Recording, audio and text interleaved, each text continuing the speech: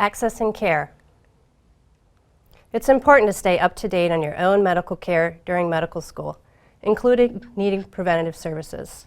Doing so can improve your own health and prevent illness.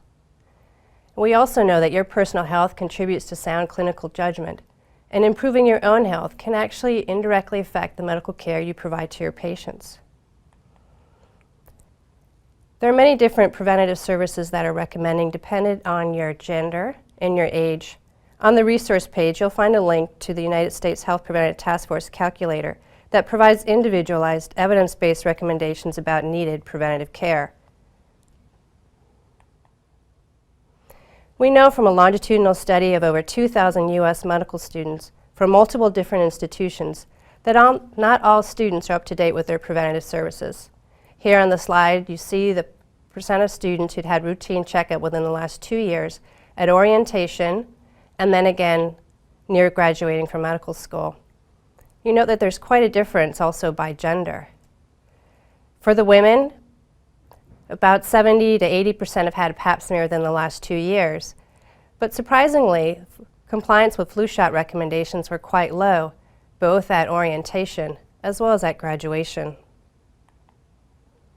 We also know from a national study of U.S. surgeons that only 70% had a designated primary care physician, and 20% had not seen their primary care physician in the last 5 years. Surprisingly, only about 3/4 of surgeons in this study were up to date on all age and sex-appropriate healthcare screening measures.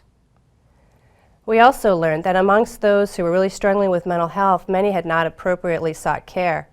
For example, only 20% of those with recent suicidal ideation had sought help, and many had chosen to self-prescribe antidepressants, which is not recommended.